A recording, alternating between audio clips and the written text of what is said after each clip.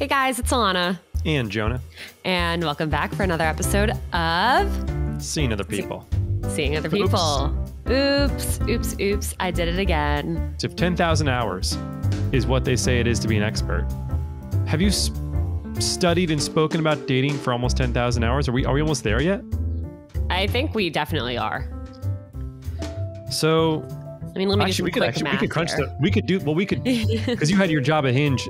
I guess we could easily crunch the numbers on the podcast, but we're not even close to 10,000 hours. Let's see. But you have years at Hinge, so maybe you are personally close. Well, okay, it seems like... You see what I'm saying? Yeah. No, I'm trying to figure this out.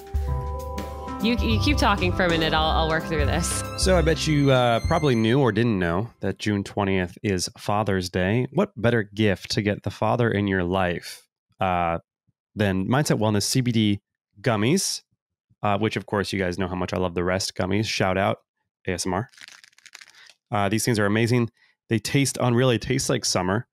They make you vibe out, chill out. Great for the dads.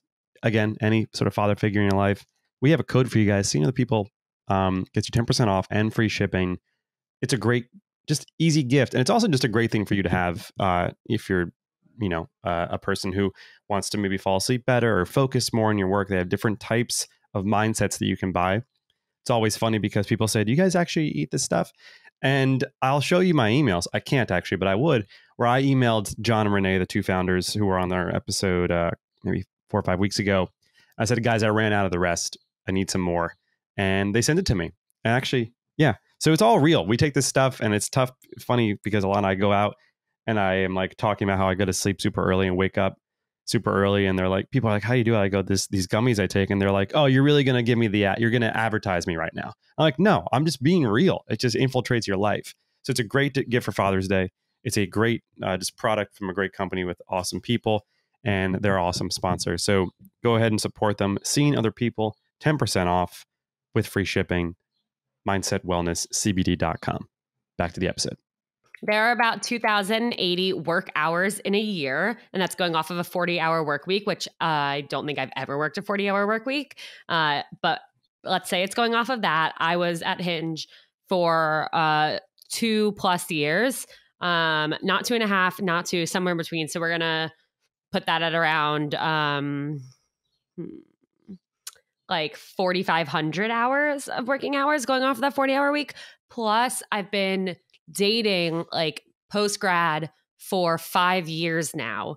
So those hours of me going on dates, me talking to friends about dates, the podcast, me doing research, me talking to listeners, I think we're there.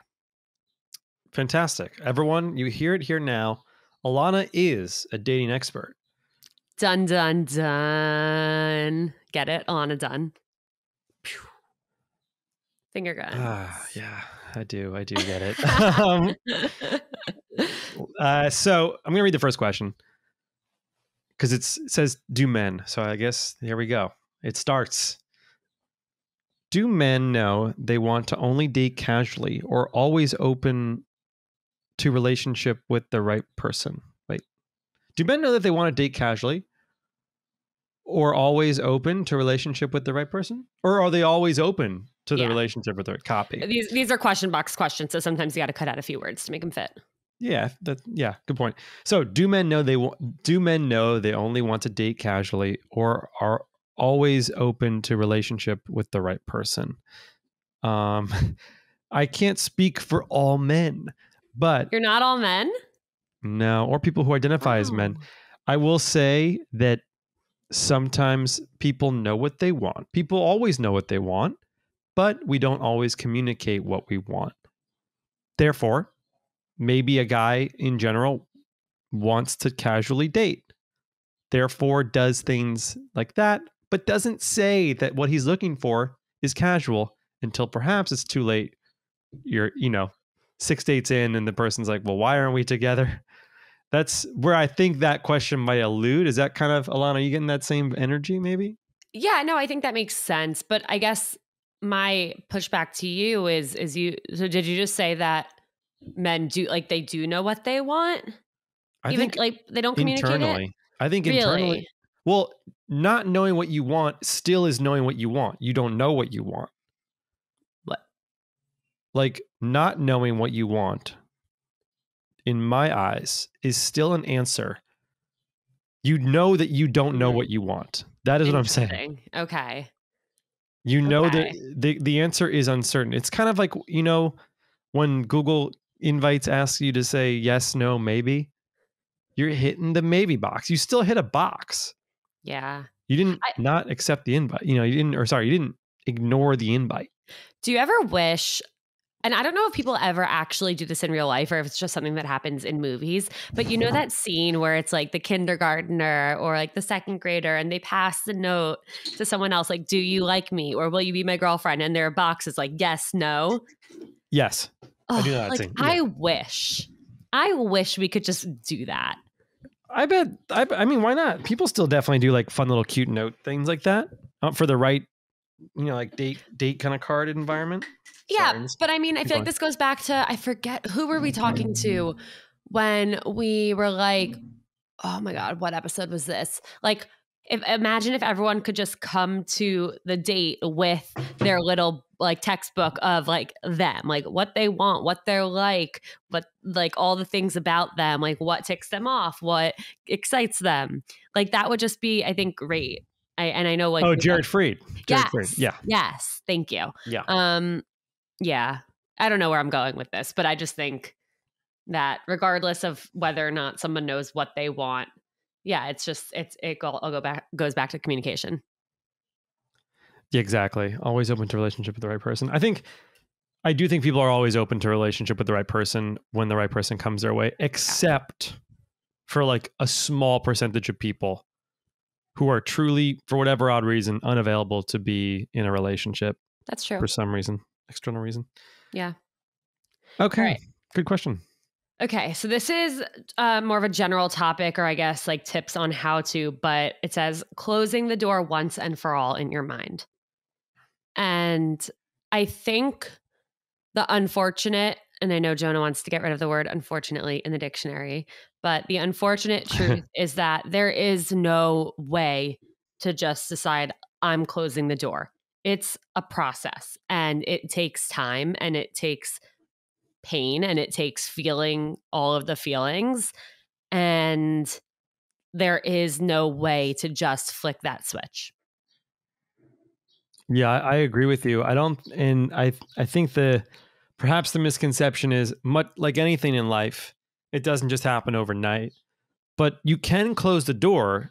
It's going to close slowly, but you need to follow the closing door steps, which Yes. again, I'm not the expert, you are, but canon as of today, closing the door on, let's just say, a past relationship means blocking them on all social medias and not talking to them for 6 months. That's what it means. It's as simple as that. But of course, in execution, it's a lot harder, Yeah. It's easier said than done. Yeah. And yeah, I like what you said about it. It's deciding that you're going to close the door and going through the process and the steps of that. So whether it's like deciding that you're going to start like trying to date other people to start putting yourself back out there, or just like accepting the fact that it's not going to happen, like even accepting that this is no longer a possibility or something that you are going to try for, like accepting that is hard. And that's a step in itself. And then also like letting yourself be upset for a while, letting yourself feel the impact and the loss and the pain of that is also part of it. So yeah, I think we're both on the same page here, where you have to decide and then you have to go through the motions, and there's no easy way to do it, but you have to just do it. Agreed. When do you decide to delete the dating app if you're only texting with the person? I wouldn't delete the dating app again, without having the full story. The general consensus of seeing other people canon would advise you that if you've never met the person, one, are they real? And then two, if they are real, are you guys have a plan to meet? Or are you okay with a virtual relationship? And then three, you're welcome to delete the app if it's overwhelming, but deleting the app is typically a sign of like, oh, I found my person, at Mhm. least for now. And if you never met them, do you really know them? Right. Yeah, I would hold off until you are really like in person and feeling that connection for real.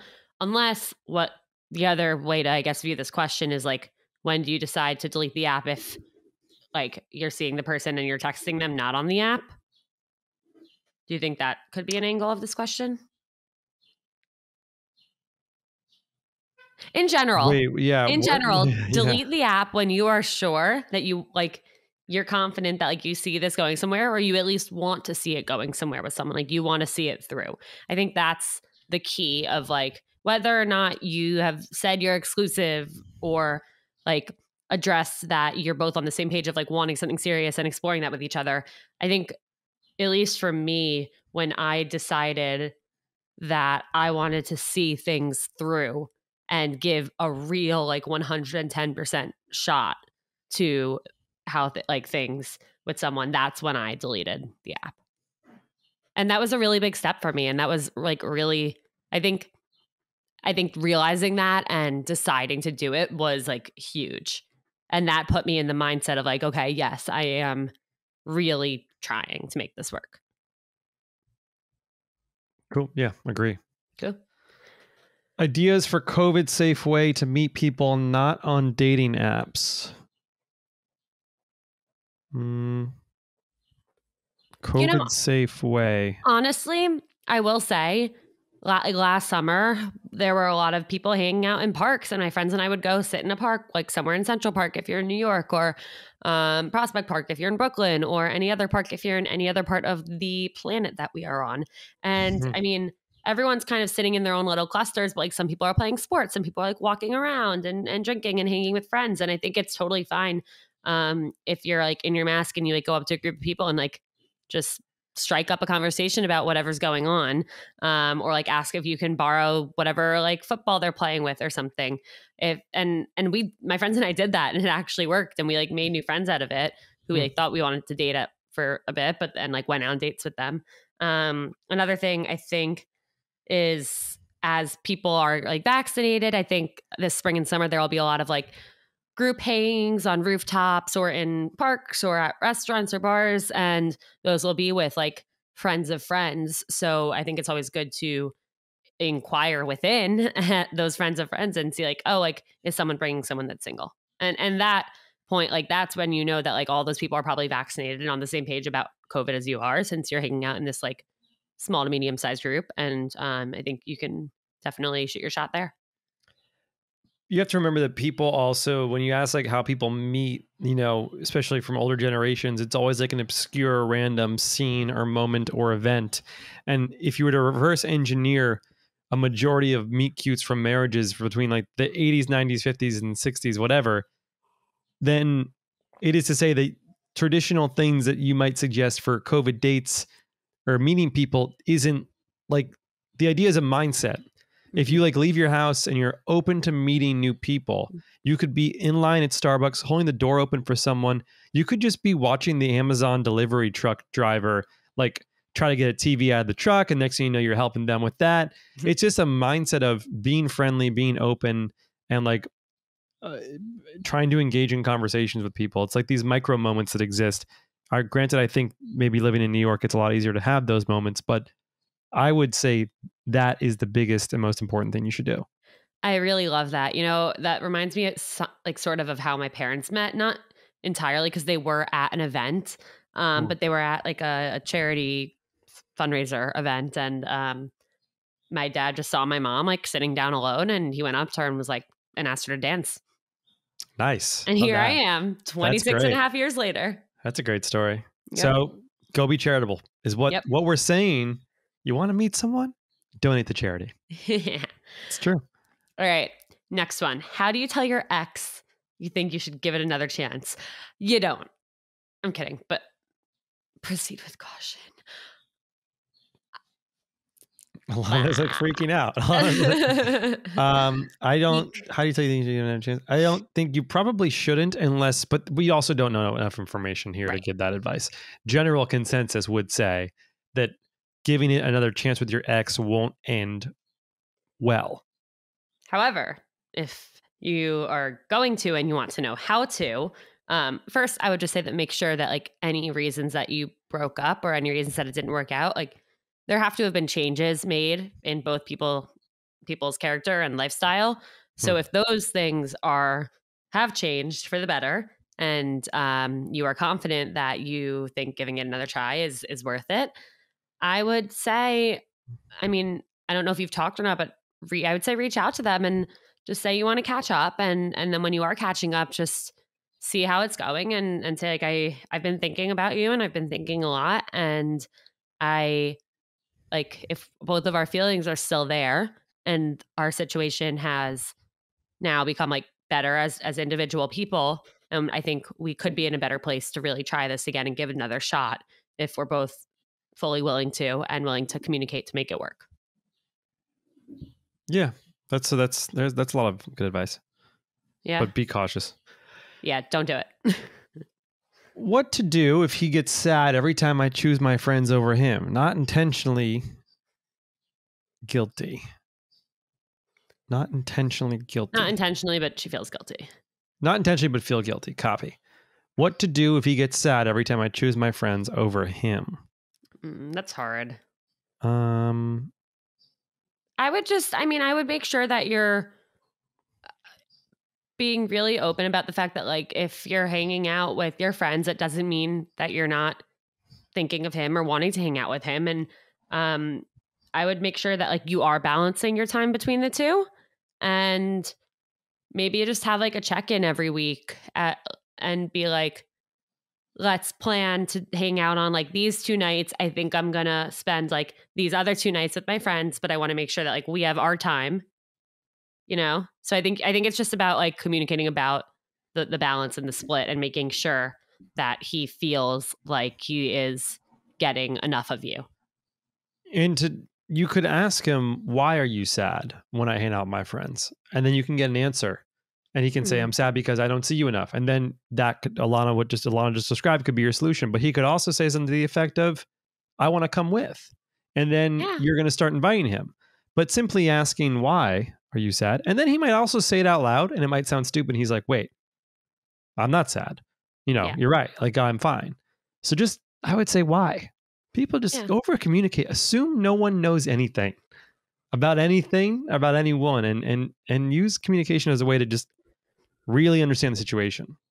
Yeah. I also think going off of that, I think it's like ask him why, but also like you're asking us what to do if he gets sad every time. Ask him what to do. Like, and be like, I'm not going to not see my friends ever, because that wouldn't be healthy. But when I do see my friends, like, how can I better still support you and reassure you that like you're also my priority?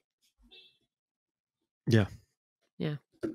Hey. So time for a friendly reminder that Father's Day is coming up on June 20th. And you probably didn't know that was happening. So you probably have not started to prepare. Don't worry, we have you covered. Hopefully by now you've heard us talk about our sponsor, Mindset Wellness CBD. Not only are they amazing because they're our sponsor and they're supporting us, but we are actually obsessed with all of their CBD products. I have 3 of their different kinds of gummies in front of me: Happy, Focus, Calm, and I have more Rest on the way. And let me tell you, my dad loves the Rest gummies. Both of my parents actually have like a hard time sleeping at night, as do I. And taking these gummies has really helped. And they are vegan, gluten-free, non-GMO, organic, all that good stuff. And we're going to hook you up too with a code, Seeing Other People. If you use that at checkout, you'll get 10% off and free shipping. So definitely treat the dad in your life, whether it's your dad, whether it's your dad's dad, whether it's a dog dad, whatever kind of dad, just hook them up. They will be so grateful. They also have a lot of like really cool other products like drops and honey sticks and pain relievers. So there's something for every dad out there. Back to the app.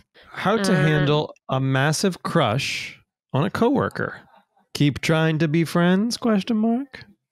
Dun, dun, dun. Keep trying to be friends. How to handle a massive crush on a coworker. I will take this one first. Do it. 1, if you're in an environment and you truly believe that it could work out with this coworker, and I mean truly, not that you're like attracted to the allure that you cannot be with this person, because I do feel like a lot of coworker crushes are only hot and fun because it's like, I can't have this person. Right. Therefore, I want them. Therefore, it's this fun and games. And then when you get them, you're like, that was stupid. Or you fall in love. You're like, wait, we're passionate about the same thing, hence our job. And like, we work really well together. And like, this might work out. And it might. And so that's why I'm not trying to discredit this, because you never know. Tons of relationships come from this. So my advice to you would be, if you really think you're both single, there's like no major superiority issues, then like, keep being friends. And then when it's very clear that it's a consensual, mutual crush, make a move. I don't think this whole like coworker, like never date a coworker thing is like a healthy mentality. It should be very cautiously analyzed. Yeah. But never date a coworker just means you're going to date a coworker at some point. Right. Yeah, I agree. I concur. All right. I'm seeing 3 people I genuinely like, and I don't know how to narrow my options. How can I do this? Well, first of all, congratulations on finding 3 people that you genuinely like. That's an accomplishment in itself. Yeah. I think you have to figure out what things you like about them, because, and honestly, like write a list, like put each person's name at the top and write a list about them, because I think there are a lot of times where like we could like one person because we have a lot of fun with them, but like maybe we don't feel great in between the dates. Like maybe we feel anxious about them when we're not with them. And then another person you could feel totally just like yourself, and like you can sit comfortably in silence and like be your total weirdest self with them. And then someone else, like maybe their life is just totally different than yours, and you like seeing how the other half lives or something like that. So I think it's important to figure out what you actually like about each of them, and how you feel as your most like truest form of you when you're with them. And one good thing you could do is our friend Logan Ury, the author of How to Not Die Alone, she has in her book, there's this thing she came up with called the post-date 8. It's also on her Instagram at Logan Ury. And what it helps you do is it helps you figure out exactly how you're feeling after a date.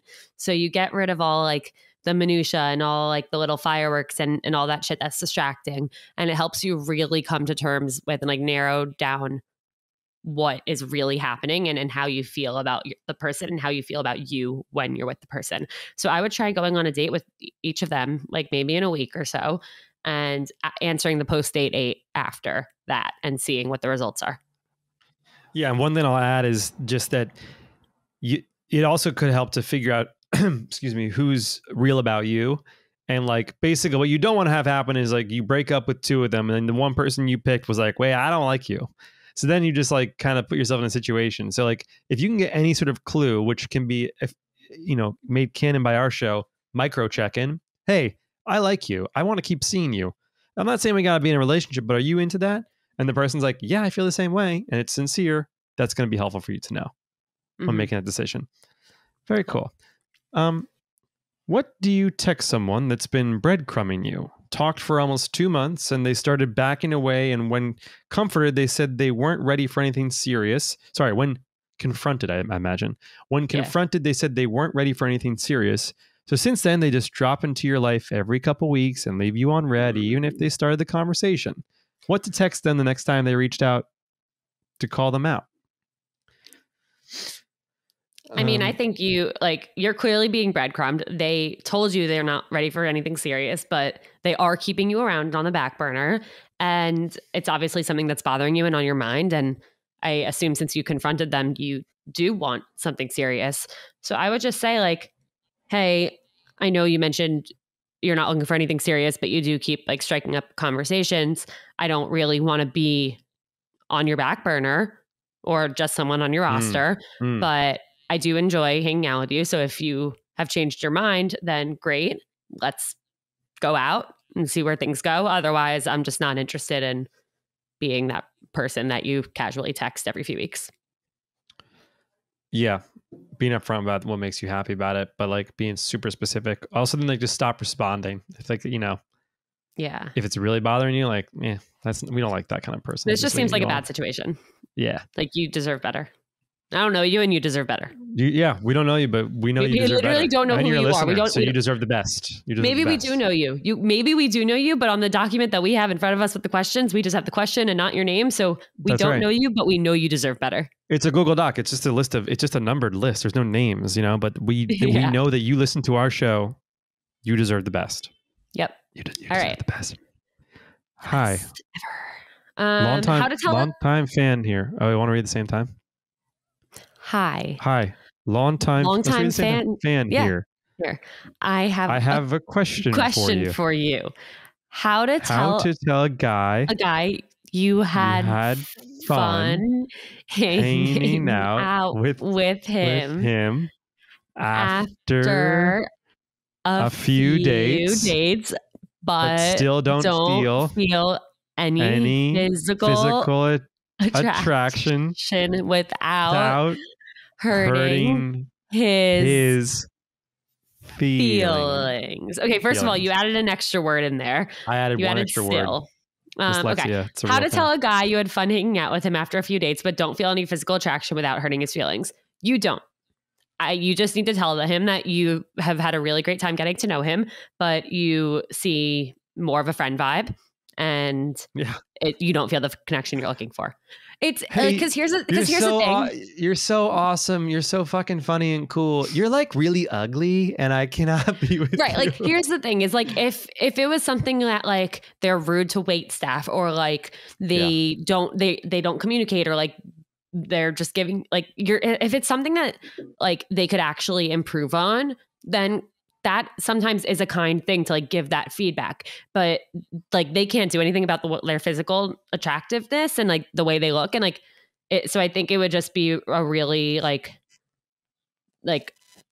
emotionally painful experience for someone to hear that. And I think it could like really ruin their vibe for like dating people in the future. And like somebody else is going to find them physically attractive. So I think you leave that part out in order to not hurt his feelings. And what you do is really just say like, you're glad you got to know each other, but you're not feeling what you're looking for. You don't need to get exactly. I completely agree with you. Yeah. This one I'm going to expedite and figure out who sent this in so I can make sure that quickly. Yes, because this episode isn't coming out for a few weeks. Do not say, and this goes for everybody though, you don't need to ever say I'm not physically attracted to somebody. You don't need to say that to them.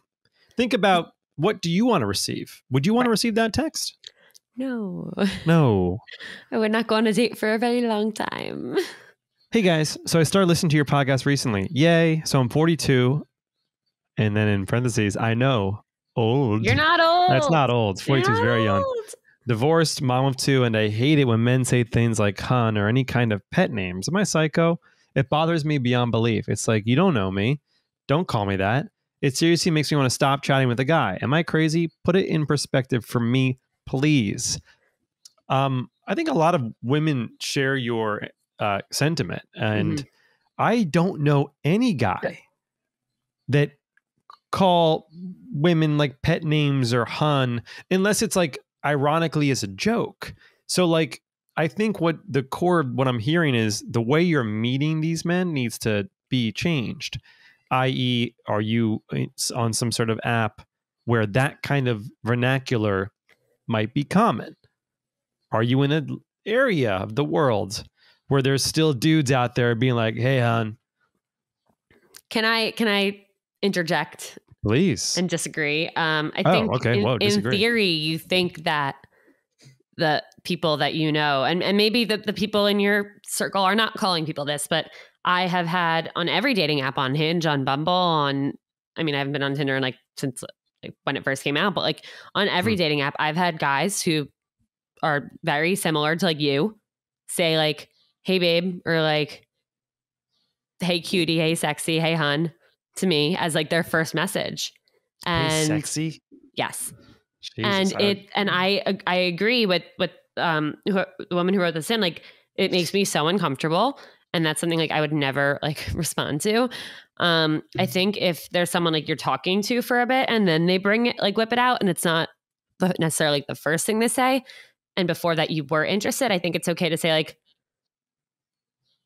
I don't love pet names. Like you can just say that. And then they should hopefully be receptive to that and not say it again. I don't think you're crazy, but I also wouldn't write it off as a complete deal breaker if it's like, there are other positive things about the person you're talking to or seeing. But I would give it a shot of communicating that you don't like being called those things. And if they're receptive to that and respect that, then thumbs up. And the annoying crazy part is that I'm sure the guy is doing it because however they were raised, they think that this is what she wants to hear, which is like insane. I guess I'm not surprised to hear that, Alana, you have come across situations where guys will say, hey, cutie, hey, sexy, hey, hon, like unless in my mind, I would only say it ironically. But of course, if I did that on an app, that would never come across ironically because tone is unpredictable, in these things. But you have to imagine, why else would they be saying it? They're on an app to meet someone cool. Right. So that's not going to make them cool to say that. Therefore, in their mind, they're thinking this will make me cool, which doesn't make any sense. Yeah. So it sucks. Anyway, but yeah, you're not crazy. And Alana's advice is great. Here we go. All right. We have 2 emailed questions. So I'll take the first one. I have a great match from Bumble. You know when someone is like too good, like totally my type, tall, nerdy, into movies and music, sarcastic, and checking all my little boxes, LOL? Well, we matched and chatted fairly briefly until he asked me to have a phone call over the app the next day. Like he set the date and the time, and he actually called at that time on that day, and we had an awesome conversation. Then after the talk, he texted me and set another date and time for a FaceTime date, which was yesterday, and it was again great and easy. We chatted for hours. I don't have all my eggs in one basket, but he's really great and I'd love to keep talking and go out once he's fully vaccinated in a few weeks. Here's the issue. Not really an issue. I just don't understand. He doesn't text, like at all. He makes a plan, sticks to it, and we don't really talk in between dates. Kind of weird, right? Or no? It honestly doesn't bother me, but what bothers me is that I know that's not usually the case, so I don't know how to take it. I think maybe I got one text in between a date and he asked about my 3 favorite movies, and then he came to our FaceTime date and had watched all of them so we could talk about them. He's really so nice, but the texting thing makes me unsure of how to read it. Everything I Googled, LOL, I know, I'm sorry, says if he doesn't text, he isn't interested. But then again, he already set up our next time to chat. Oh my God. This is such a great email because it is highlighting a huge issue in the modern dating space. Yep. First off, this guy is awesome and he's super into you. This guy's incredible. Yeah, this guy's better than any other person. 99% of our listeners have never encountered a guy as good as this guy. This guy is thoughtful. This guy is genuine. This guy is thoughtful. He sticks to his plans. He makes plans. He's initiated. And I'm sitting here clenching my desk because it is in the zeitgeist that if a guy doesn't text, he's not interested. And you're about to overlook the fact that he's literally done so many amazing things. It's like, it's right in front of you. He watched every movie. He watched every movie. He asked your favorite movies. You liked. So that you could talk about that. That's beautiful. He made plans. He kept the plans. He asked you your favorite movies. He watched the 3 movies he liked. And he's tall. This is a guy that you marry. Yeah. Let's be very clear. As the male co-host of the show, this guy sounds like he really is like obsessed with you. Yeah. I don't text. Famously, I don't text, but I also don't do the FaceTime thing. So like this guy's already got that thing going. He probably has a busy job. Maybe he doesn't have his phone connected to his computer. Maybe he's got fat fingers like I do. Therefore, texting is annoying. Mm-hmm. Maybe he's just a better facial communicator. Whatever it is, please, please, please, please stay off Google. Don't WebMD this. It's And remember, like if it's something, clearly it's something that you're overthinking and getting like anxious and nervous about, it seems like he's very genuine and very considerate. And I'm sure he would be understand if you just brought it up and like, you're not a texter, are you? And I'm sure he would be like, I'm not, like, but I hope that's okay. And you could be like, yeah, I just like, you can like, or you could also let him know that like you are a texter or something. Just like if you said you needed a text from him every day, I have no doubt that this guy would send you a text every day. Yeah. If he spent 6 hours watching your 3 favorite movies, he can send you a text, but you should communicate that rather than like keep it internally and Google what it means when he's not texting you, which is like, come on, like you Google, you have a cough. It's going to tell you you're going to die in 3 days. Do you believe it? No, but this sounds like it's going really well. We appreciate you writing this in. And I would also say, off Alana's recommendation, have that conversation over FaceTime. Do not text him. No. Do not text him saying, hey, sounds like you don't text very much. That's like being in a bar and being like, hey, heard you're sober. Do it on FaceTime, get the vibe. But congratulations on finding the one. Really proud of you. This is a prize. I can't wait for the wedding. A friend and I met during an internship in NYC, and we've kept in touch over the past couple of years, often starting conversations back and forth about our academic interests and questions. We graduated from our individual undergrads, and I moved to another city and ended up working with our internship supervisor's boyfriend. Very small world, as they had just moved too. He and I had a bet going on when our former supervisor and her boyfriend would get engaged. I cried wolf a few times, but I was finally right last September when I was involved in organizing the proposal. It was really cute and lovely and sweet. But before that happened, my friend made a promise to take him as a +1 if I was invited to the wedding. He was in a relationship at the time, and I was just getting out of a relationship. So I said, sure. Interesting. Fast forward nearly 2 years. He's now single and has turned into my crush of convenience, as I'm single too.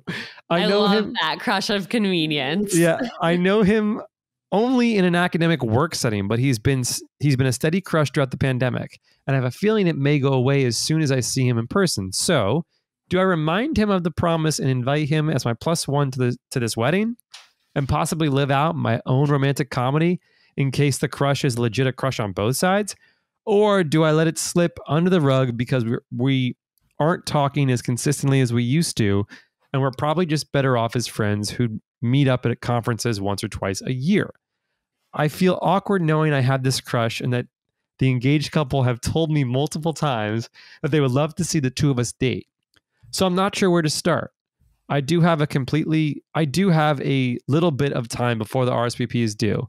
So I thought I'd ask two people who are completely unbiased in the situation and give dating advice for a living. Great story.